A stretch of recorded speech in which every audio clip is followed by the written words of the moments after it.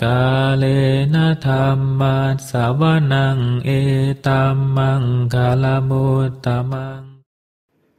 Kita sampai pada video part 41 pembacaan e-book riwayat spiritual Acarya Man. Dalam part 41 ini akan kami bacakan lampiran 1 dan lampiran 2. E-book Venerable Acarya Man Buridatta Thera, A Spiritual Biography by Acarya Mahabuanyana Sampano, diterbitkan oleh Wihara Bodhigiri.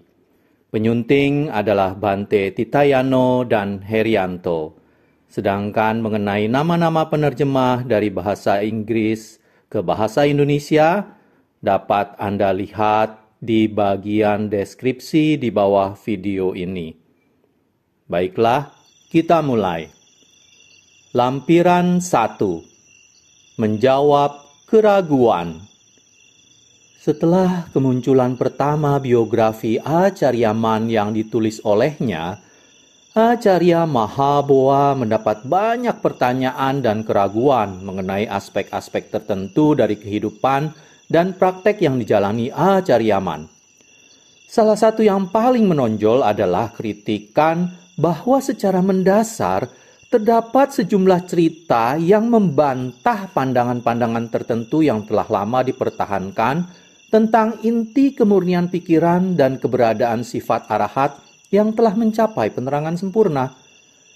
Acarya Mahaboa dengan cepat menunjukkan bahwa kebenaran pengetahuan dalam diri Acarya Man yang mendalam dan misterius berada di luar kemampuan rata-rata seseorang untuk memahaminya secara intelektual ataupun menggambarkannya secara teoritis. Dalam konteks ini, ia mencontohkan murid-murid dari kitab-kitab Pali yang dengan keyakinan bahwa teks-teks tertulis mencakup keseluruhan isi dari semua aspek dhamma, meyakini bahwa doktrin dan kaedah yang tertulis dalam kitab merupakan satu-satunya kriteria yang dapat diterima untuk membuktikan pengalaman-pengalaman yang tak terhitung jumlahnya yang dikenal oleh para pengikut ajaran Buddha selama berabad-abad. Untuk mengemukakan isu ini, Acarya Mahaboa menyertakan sebuah lampiran tambahan di edisi-edisi biografi berikutnya. Berikut ringkasan dari penjelasannya. Acarya Man sering memberitahukan kepada murid-muridnya bagaimana setiap hari ia mengalami begitu banyak ragam bentuk dhamma di dalam batinnya, sehingga tidaklah mungkin dapat disebutkan satu persatu hal-hal yang dialaminya tersebut. Ia terus-menerus menemukan hal-hal yang tidak pernah ia bayangkan ada sebelumnya. Luasnya pengalaman pribadinya membuatnya yakin bahwa aspek-aspek dhamma yang dialami oleh Sang Buddha dan para murid arahatnya sejak mereka memperoleh penerangan sempurna hingga mereka wafat tidaklah terhitung jumlahnya. Jelas jumlahnya melampaui kemungkinan untuk dihitung. Acarya Man mengatakan bahwa dhamma yang tertulis dalam kitab Pali adalah ibarat sejumlah air dalam sebuah kendi kecil. Sedangkan dhamma yang tidak tertulis dalam kitab-kitab tersebut diibaratkan banyaknya air yang terkandung di samudra-samudra luas. Ia menyayangkan mengapa tidak ada yang terpikir untuk menuliskan ajaran-ajaran Buddha secara formal hingga ratusan tahun setelah kematian Sang Buddha dan murid-muridnya yang telah mencapai penerangan sempurna. Pada sebagian besar isi teks, sifat dan penekanan dhamma yang tertulis merupakan hasil dikte dari sikap-sikap dan pendapat-pendapat para individu yang menyusun kumpulan teks tersebut. Oleh karena itu, tidak dapat diketahui secara pasti sejauh mana kumpulan tulisan yang diturunkan kepada kita tersebut mencerminkan secara tepat apa yang sesungguhnya diajarkan oleh Buddha. Acarya Man kerap kali mengatakan kepada murid-muridnya, "Saya pribadi merasa bahwa dhamma yang diucapkan langsung dari mulut Sang Buddha sendiri yang berasal dari batinnya yang suci pasti sangatlah menakjubkan. Karena ucapan tersebut memiliki kekuatan luar biasa untuk menginspirasi begitu banyak pendengarnya, hingga dapat merealisasikan jalan dan buah ajarannya dengan mudah. Dhamma hidup yang murni yang diucapkan oleh Sang Buddha maupun salah satu murid arahatnya mempunyai kemampuan untuk mengubah orang-orang yang mendengar dan membuat mereka mengerti dengan jelas arti Dhamma yang paling dalam dengan menembus langsung ke batin. Sedangkan untuk Tipitaka, kita belajar dan menghafal isi-isinya sepanjang waktu. Tetapi, apakah ada yang telah mencapai nibbana dengan mempelajari teks-teksnya? Atau ketika mendengar lafalan suta-suta? Dengan kata-kata ini, saya tidak bermaksud untuk mengutarakan bahwa kitab-kitab tersebut tidak bermanfaat. Akan tetapi, ketika dibandingkan dengan Dhamma yang diungkapkan langsung dari mulut Sang Buddha, bagi saya sangat jelas terlihat yang mana yang mempunyai nilai yang lebih besar dan pengaruh yang lebih kuat. Bagi kalian yang menganggap bahwa saya sedang mengumbar kebenaran-kebenaran palsu dan tercela, pikirkanlah kata-kata saya dengan cermat. Saya sendiri dengan sepenuh hati meyakini bahwa Dhamma yang keluar dari mulut Buddha sendiri adalah Dhamma yang dapat mencabut paksa akar setiap bentuk kilesa dari batin para pendengarnya. Seketika itu, dan di tempat itu juga secara tuntas, Dhamma tersebut merupakan Dhamma yang sama yang digunakan oleh Sang Buddha untuk mencabut kilesa-kilesa dari para makhluk hidup di mana saja dengan ampuhnya. Dhamma ini merupakan ajaran yang sangat kuat hingga gemanya menembusi 3 alam kehidupan. Oleh sebab itu, saya tidak berniat untuk mendorong para penganut ajaran Buddha untuk menjadi kutu buku yang terdoktrin dan mengunyah lembaran-lembaran kitab dengan sia-sia hanya karena mereka bersikeras untuk berpegang erat pada Dhamma yang mereka pelajari dengan cara menghafal. Dan oleh karenanya, tidak lagi tergerak untuk menyelidiki kebenaran mulia tertinggi yang merupakan bagian tak terpisahkan dari diri mereka sendiri. Saya khawatir, mereka akan salah mengambil kekayaan milik Sang Buddha dan menjadikannya milik mereka sendiri, dengan meyakini bahwa karena mereka telah mempelajari ajaran Dhammanya, maka mereka telah menjadi cukup bijaksana. Walaupun kilesa yang menumpuk setinggi gunung dan memenuhi batin mereka belum berkurang sedikit pun. Kalian harus mengembangkan kesadaran pikiran untuk melindungi diri kalian sendiri. Jangan jadi pelajar-pelajar yang belajar tanpa tujuan yang tepat dan mati sia-sia karena kalian tidak memiliki Dhamma yang benar-benar merupakan milik kalian untuk dibawa. Saya tidak berniat untuk mengecilkan ajaran-ajaran Dhamma Sang Buddha dengan cara apapun. Dari sifat dasarnya, Dhamma selalu adalah Dhamma, baik itu Dhamma yang ada di dalam batin maupun aspek-aspek Dhamma di luar seperti kitab-kitab Pali. Namun tetap saja, Dhamma yang disampaikan langsung oleh Buddha dari batinnya yang dapat membuat banyak orang yang hadir memperoleh pencerahan setiap kali beliau berbicara. Sekarang, coba bandingkan Dhamma hidup itu dengan ajaran-ajaran Dhamma yang tertulis di kitab-kitab Pali. Kita dapat memastikan bahwa Dhamma yang ada di dalam batin Sang Buddha adalah benar-benar murni. Akan tetapi, karena ajaran-ajaran Buddha baru dituliskan lama setelah ia dan murid-murid arahatnya mencapai Nibbana, siapa tahu, bisa saja sejumlah konsep dan teori para penulis itu sendiri tercampur aduk ke dalam teks yang dituliskan, sehingga mengurangi nilai dan kesucian dari aspek-aspek tertentu dalam teks tersebut. Itulah inti dari uraian Acaryaman. Sedangkan sehubungan dengan kritikan bahwa kitab Pali tidak mengandung bukti yang mendukung pernyataan Acaryaman, bahwa para arahat yang telah meninggal datang berdiskusi Dhamma dengannya dan menunjukkan cara mereka mencapai kesempurnaan Nibbana, Jika kita menerima bahwa Tipitaka tidak memonopoli Dhamma, maka tentunya mereka yang menjalankan ajaran-ajaran Buddha dengan benar berhak mengetahui sendiri semua aspek Dhamma tersebut yang berada dalam jangkauan kemampuan alami mereka sendiri, terlepas dari disebutkan atau tidaknya hal tersebut di dalam kitab-kitab tersebut. Ambil contoh Sang Buddha dan para murid arahatnya. Mereka mengetahui dan sepenuhnya mengerti Dhamma jauh sebelum kitab-kitab Pali muncul.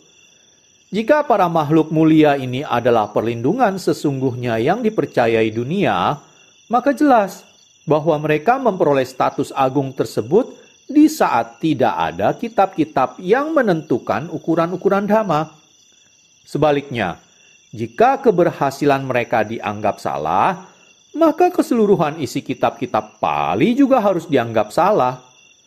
Oleh sebab itu, silakan putuskan sendiri, apakah kalian lebih memilih untuk menjadi Buddha, Dhamma, dan Sangha sebagai perlindungan kalian sepenuh hati, atau kalian ingin mencari perlindungan dari apa yang kalian baca dan apa yang kalian bayangkan adalah benar. Namun, bagi mereka yang memilih untuk tidak memilih-milih apa yang dimakan, haruslah berhati-hati. Jangan sampai ada tulang yang menyangkut di tenggorokan mereka. Lampiran 2. Citta, sifat dasar mengetahui dari pikiran. Pernyataan-pernyataan tentang sifat citta berikut dikutip dari sejumlah uraian Acarya Mahabowa. Citta, sifat dasar mengetahui dari pikiran, adalah yang terpenting dari segalanya. Citta mencakup kesadaran yang murni dan sederhana. Citta sekedar mengetahui. Kesadaran akan baik dan buruk serta penilaian-penilaian kritis yang dihasilkan adalah bentuk aktivitas citta. Di saat-saat tertentu, aktivitas-aktivitas ini dapat muncul sebagai kesadaran. Di saat lainnya, bisa muncul sebagai kebijaksanaan. Akan tetapi, citta yang sesungguhnya sama sekali tidak menunjukkan aktivitas apapun atau muncul sebagai kondisi apapun. Citta hanya sekedar mengetahui. Semua aktivitas yang timbul dalam citta tersebut, seperti kesadaran akan baik dan buruk, atau kebahagiaan dan penderitaan, atau pujian dan celaan, merupakan kondisi-kondisi kesadaran yang mengalir keluar dari citta. Oleh karena kesadaran seperti ini merupakan cerminan aktivitas-aktivitas dan kondisi-kondisi dari citta yang secara alami senantiasa muncul dan lenyap, maka kesadaran tersebut kerap kali tidak stabil dan tidak dapat dipercaya. Mengetahui dengan sadar fenomena-fenomena ketika fenomena-fenomena tersebut timbul dan lenyap disebut winyana. Sebagai contoh, winyana mengetahui dan merekam kesan-kesan yang dihasilkan ketika pandangan, suara, bau, rasa, dan sentuhan berhubungan dengan mata, telinga, hidung, lidah, dan tubuh kita. Setiap hubungan yang terjadi antara lingkup perasaan dari luar dan landasan di dalam yang bersesuaian tersebut menimbulkan suatu kesadaran khusus yang merekam di saat setiap interaksi tersebut terjadi dan kemudian lenyap seketika saat hubungan tersebut berlalu. Oleh karena itu, winyana merupakan kesadaran sebagai salah satu kondisi dari citta. Sangkhara atau pemikiran dan imajinasi juga merupakan salah satu kondisi dari citta. Sekali citta memberikan ekspresi terhadap kondisi-kondisi ini, mereka cenderung untuk terus berkembang tanpa batas. Sebaliknya, ketika tidak ada kondisi yang muncul sama sekali, maka hanya sifat dasar mengetahui dari citta sajalah yang jelas terlihat. Namun, tetap saja sifat dasar mengetahui dari pikiran rata-rata seseorang sangatlah berbeda dengan sifat dasar mengetahui dari seorang arahat. Sifat dasar mengetahui rata-rata seseorang telah terkontaminasi dari dalam. Para arahat sebagai kina sawa, bebas dari kontaminasi. Pengetahuan mereka merupakan kesadaran murni dan sederhana yang tidak ternoda. Kesadaran murni yang terhindar dari segala kontaminasi merupakan kesadaran tertinggi. Sebuah kualitas mengetahui yang sungguh menakjubkan yang memberikan kebahagiaan sempurna, sesuai dengan kemurnian mutlak arahat. Kebahagiaan tertinggi selalu bersifat tetap. Kebahagiaan tersebut tidak pernah berubah atau berbeda-beda, seperti fenomena dunia yang berkondisi, yang selalu dibebani oleh anicca, dukkha, dan anatta. Sifat-sifat duniawi seperti itu tidak akan mungkin dapat memasuki cita seseorang yang telah dibersihkan hingga benar-benar murni. Cita membentuk landasan yang paling dasar dari sangsara. Hal itu menjadi dasar dari makhluk hidup yang mengembara dari satu kelahiran ke kelahiran lain. Landasan inilah yang menjadi pemicu lingkaran kehidupan dan penggerak utama dalam lingkaran kelahiran dan kematian yang berulang-ulang. Sangsara disebut sebagai suatu lingkaran karena kematian dan kelahiran kembali terus terjadi berulang kali secara teratur menurut hukum kekekalan kamma. Citta dikuasai oleh kamma. Oleh karena itu, citta diharuskan terus berputar dalam lingkaran ini mengikuti arahan kamma. Selama citta berada dalam lingkup hukum kamma, keadaan seperti ini akan terus berlaku. Citta arahat merupakan satu-satunya pengecualian, karena cittanya telah dengan sepenuhnya melampaui lingkup kamma. Karena arahat juga telah melampaui segala hubungan konvensional, maka tidak ada satu aspek kenyataan konvensional terkait apapun yang bisa terlibat dalam citta arahat. Pada tingkatan arahat, citta secara mutlak tidak ada keterlibatan dengan apapun. Sekali citta menjadi murni sepenuhnya, ia hanya sekedar mengetahui sesuai sifat dasarnya. Disinilah citta mencapai puncaknya. Citta meraih kesempurnaan pada tingkatan kemurnian yang mutlak. Di sini perpindahan dari satu kelahiran ke kelahiran berikutnya yang terjadi terus-menerus akhirnya berakhir. Di sini perjalanan yang berulang-ulang dari alam-alam kehidupan yang lebih tinggi ke alam-alam kehidupan yang lebih rendah, lalu kembali lagi melalui lingkaran kelahiran, usia tua, sakit, dan kematian berhenti sepenuhnya. Mengapa semua itu berhenti di sini? Karena unsur-unsur tersembunyi dan tercemar yang biasanya menodai citta dan membuatnya berputar-putar telah dilenyapkan sepenuhnya. Yang tersisa hanyalah citta murni yang tidak akan pernah mengalami kelahiran dan kematian lagi. Walau bagaimanapun, kelahiran kembali tidaklah dapat dihindari bagi citta yang belum mencapai tingkat kemurnian tersebut. Seseorang boleh saja terdorong untuk menyangkal kelahiran kembali sesudah kematian tersebut, atau seseorang boleh saja bersikeras dengan sudut pandangnya yang menolak segala kemungkinan adanya kehidupan sesudah kematian. Namun, keyakinan-keyakinan seperti itu tidak dapat mengubah kebenaran. Sifat dasar mengetahui dari seseorang tidak diatur oleh spekulasi ataupun dipengaruhi oleh pandangan-pandangan dan pendapat-pendapat orang. Kemampuannya yang melampaui diri seseorang dipadukan dengan kekuasaan tertinggi dari kamma mengesampingkan semua pertimbangan-pertimbangan spekulatif. Akibatnya, semua makhluk hidup dipaksa untuk berpindah dari satu kehidupan ke kehidupan berikutnya, mengalami penjelmaan-penjelmaan kasar seperti makhluk-makhluk darat, laut, dan udara, maupun penjelmaan-penjelmaan yang lebih halus seperti setan-setan, dewa, dan Brahma. Meskipun kelompok penjelmaan yang kedua begitu halus dan tidak kasat mata manusia, citta tidak memiliki kesulitan untuk lahir di alam-alam mereka. Hanya kamma yang tepat yang dibutuhkan. Kamma adalah faktor penentu. Ia adalah kekuatan yang menggerakkan citta dalam perjalanan tanpa akhirnya di sangsara. Cita adalah sesuatu yang begitu halus, sehingga sulit untuk dipahami apa yang sebenarnya membentuk cita. Hanya pada saat cita tersebut meraih suatu ketenangan dalam meditasi, barulah sifat sesungguhnya menjadi jelas. Bahkan, para ahli meditasi berpengalaman yang hendak memahami cita itu pun tidak mampu mengetahui sifat cita yang sesungguhnya, sampai mereka memperoleh ketenangan meditasi samadhi.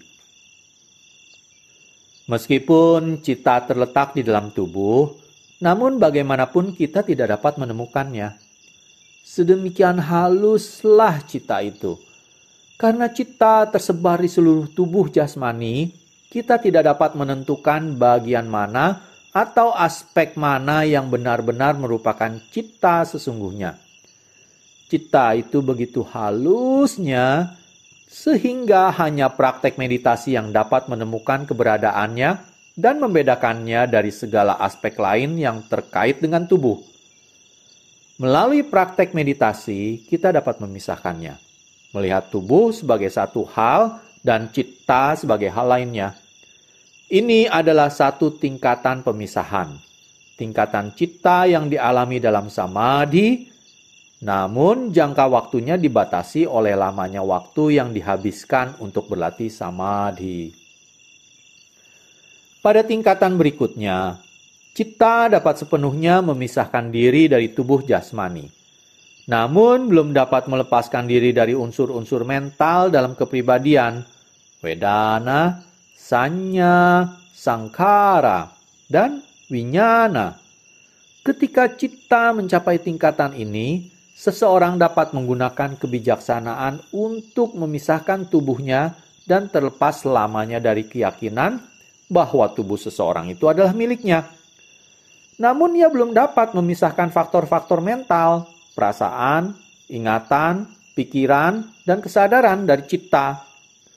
Dengan menggunakan kebijaksanaan untuk menyelidiki lebih jauh, faktor-faktor mental ini dapat dilepaskan juga dari cita. Lalu kita akan melihat sendiri dengan jelas, sanditiko, bahwa kesemua pancakanda adalah kenyataan-kenyataan yang terpisah dari cita. Ini adalah tingkatan ketiga dari pemisahan. Pada tingkatan terakhir, perhatian kita tertuju pada sebab awal dari semua hayalan yang sangat tersembunyi dan tersebar dalam ketidaktahuan yang kita sebut awija. Kita mengenal nama awija, namun kita tidak menyadari bahwa ia tersembunyi di dalam cita. Kenyataannya, ia menyebar di cita seperti racun yang menggerogotinya. Kita belum dapat melihatnya, tapi ia ada di sana. Pada tahapan ini, kita harus mengandalkan kekuatan yang luar biasa dari kesadaran pikiran kita, kebijaksanaan kita, dan keuletan kita untuk mengeluarkan racun tersebut. Pada akhirnya, dengan menggunakan seluruh kekuatan kesadaran dan kebijaksanaan, bahkan awija sekalipun dapat dipisahkan dari cita. Ketika pada akhirnya semua yang menyebar di cita telah disingkirkan, kita pun telah mencapai tahapan terakhir. Pemisahan pada tingkatan ini merupakan pemisahan yang tuntas dan bersifat selamanya yang tidak lagi memerlukan usaha untuk menjaganya. Ini adalah kebebasan sesungguhnya bagi cita. Ketika tubuh kita menderita dari suatu penyakit, kita tahu dengan jelas bahwa hanya unsur-unsur fisik yang terpengaruh, dan oleh karenanya kita tidak cemas atau terganggu oleh gejala-gejala penyakitnya. Biasanya, ketidaknyamanan jasmani menimbulkan tekanan mental. Akan tetapi, sekali cita telah benar-benar bebas, seseorang akan tetap merasakan kebahagiaan sejati sekalipun sedang diselimuti penderitaan fisik yang berat. Tubuh dan rasa sakit diketahui sebagai fenomena yang terpisah dari cita. Oleh karena itu, cita tidak ikut dalam penderitaan tersebut. Setelah melepaskannya dengan penuh keyakinan, tubuh dan perasaan tidak akan pernah dapat bercampur aduk dengan cita lagi. Inilah kebebasan mutlak cita. Dengan sifat dasarnya yang jelas dan jernih, Cita senantiasa siap untuk berhubungan dengan segala sesuatu dengan segala sifatnya. Meskipun semua fenomena bersyarat diatur oleh 3 hukum universal anicca, dukkha, dan anatta tanpa terkecuali, sifat cita tidak tergantung pada hukum-hukum ini. Cita dipengaruhi oleh anicca, dukkha, dan anatta hanya karena segala sesuatu yang tergantung pada hukum-hukum ini berputar dengan melibatkan cita, sehingga cita menjadi ikut berputar bersama mereka. Namun bagaimanapun, meski cita berputar bersama dalam satu kesatuan dengan fenomena-fenomena bersyarat, cita tidak pernah terpisahkan atau tercerai-berai. Ia berputar mengikuti pengaruh dari kekuatan-kekuatan yang mempunyai tenaga untuk membuatnya berputar. Akan tetapi, kekuatan sesungguhnya dari sifat cita itu sendiri adalah bahwa ia mengetahui dan tidak mati. Ketidakmatian ini adalah hal yang mendasari tidak terpisahkannya cita. Dengan menjadi tak terpisahkan, cita juga menjadi ada di luar jangkauan anicca, dukkha, dan anatta, serta hukum-hukum alam universal. Namun kita selalu tidak menyadari kebenaran ini, karena kenyataan-kenyataan umum yang terlibat dengan cita telah menyelimuti cita itu sepenuhnya, dan menjadikan sifat cita tersebut menyatu seluruhnya dengan sifat-sifat kenyataan tersebut. Kelahiran dan kematian senantiasa menjadi kondisi-kondisi cita yang ternoda oleh kilesa. Namun karena kilesa itu sendiri merupakan penyebab ketidaktahuan kita, maka kita menjadi tidak tahu akan kebenaran ini. Kelahiran dan kematian adalah masalah-masalah yang timbul dari kilesa. Permasalahan kita yang sesungguhnya, satu permasalahan kita yang paling mendasar, yang juga merupakan permasalahan dasar cita, adalah kurangnya kekuatan kita yang diperlukan untuk menjadi diri kita yang sebenarnya. Sebaliknya, kita justru selalu menjadikan hal-hal semu sebagai inti dari diri kita yang sesungguhnya, sehingga perilaku cita tidak pernah sejalan dengan sifat aslinya. Malahan cita tersebut menampilkan dirinya lewat tipu daya kilesa yang membuatnya merasa gelisah dan takut akan hampir segala hal. Takut akan kehidupan dan takut akan kematian.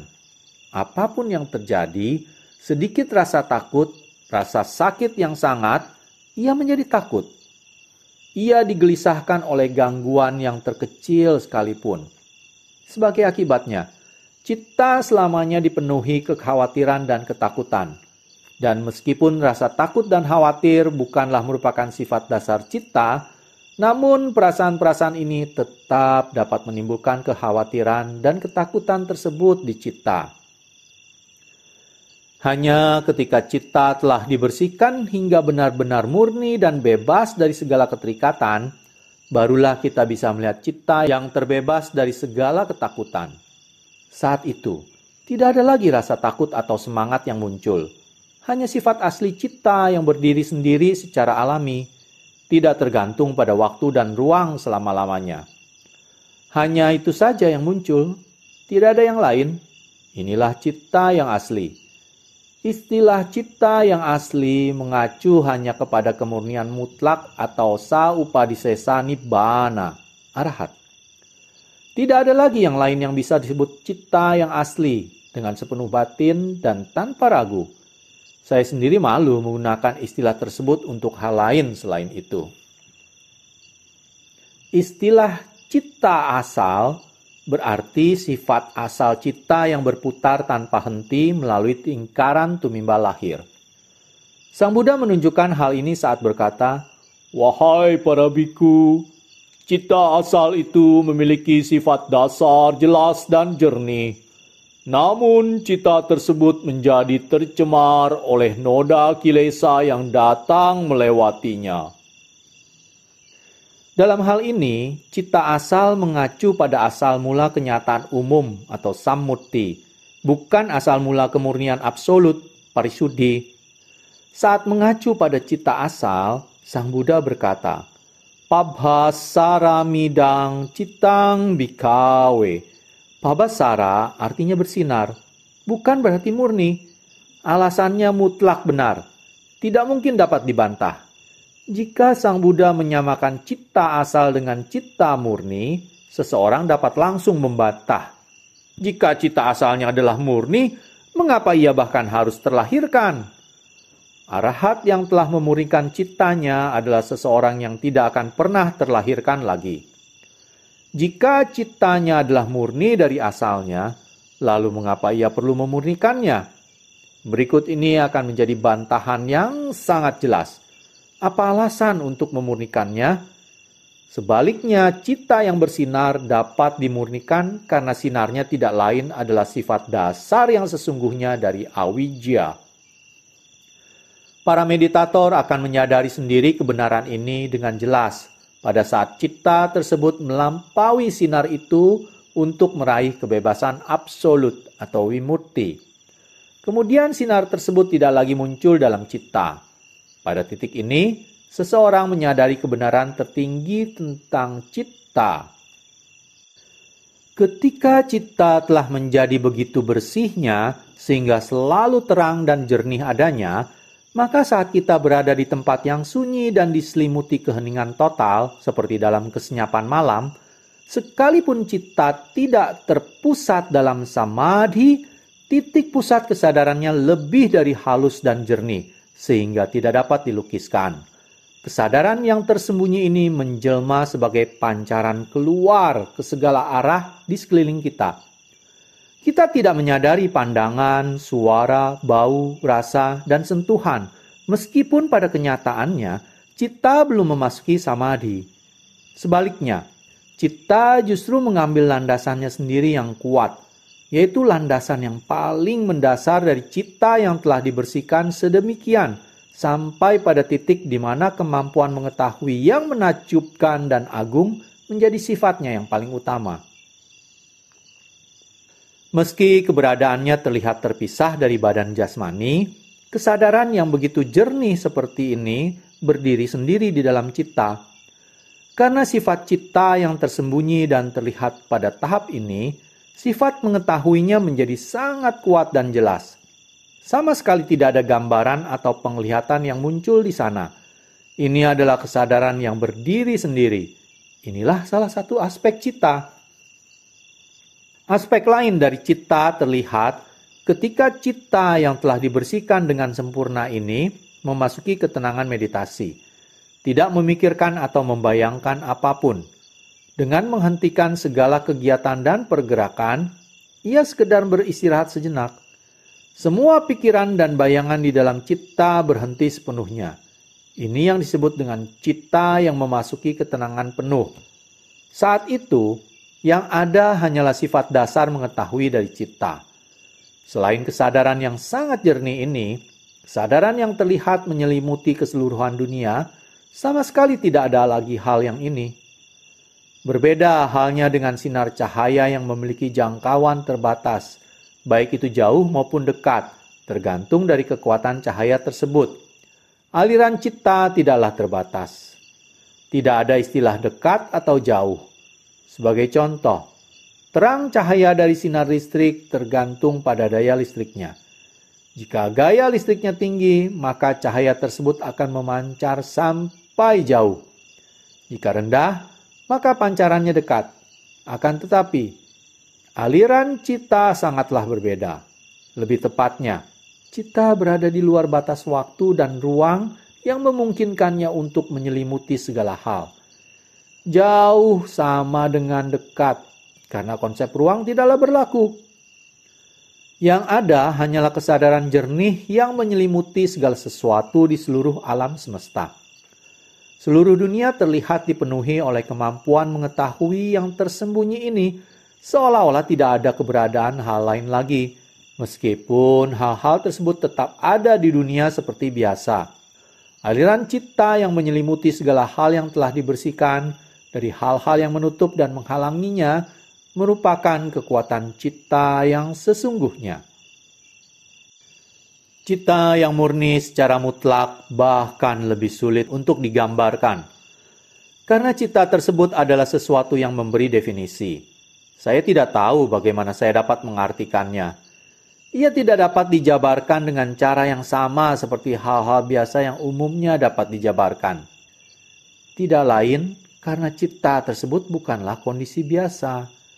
Cita tersebut hanya dimengerti oleh mereka yang telah melampaui semua aspek kenyataan umum, sehingga memunculkan keberadaan yang tidak biasa itu dalam diri mereka. Untuk alasan inilah, kata-kata tidak dapat menggambarkannya. Mengapa kita berbicara tentang cita biasa dan cita murni secara mutlak? Apakah sebenarnya mereka adalah dua jenis cita yang berbeda? Bukan sama sekali. Itu adalah cita yang sama. Ketika dikendalikan oleh kenyataan-kenyataan umum seperti kilesa dan asawa, itu adalah satu keadaan cita. Akan tetapi ketika kekuatan kebijaksanaan telah membersihkannya hingga keadaan ini benar-benar terlepas, cita yang sebenarnya, dhamma yang sesungguhnya, yang dapat melewati segala ujian, tidak akan terlepas dan hilang bersamanya. Hanya keadaan-keadaan anicca, dukkha, dan anatta yang menodai cita yang akan lenyap. Sebagaimana tersembunyinya pun kilesa-kilesa itu, mereka tetap terikat oleh anicca, dukkha, dan anatta. Dan oleh karenanya pastilah merupakan fenomena umum. Ketika hal-hal ini telah terlepas penuhnya, cita yang sebenarnya, yang telah melampaui kenyataan umum, menjadi benar-benar jelas terlihat. Inilah yang disebut kebebasan mutlak cita atau kemurnian mutlak cita. Segala keterkaitan yang berlanjut dari keadaan cita sebelumnya telah terputus selama-lamanya. Kini setelah benar-benar murni, tinggallah sifat dasar mengetahui cita itu sendiri.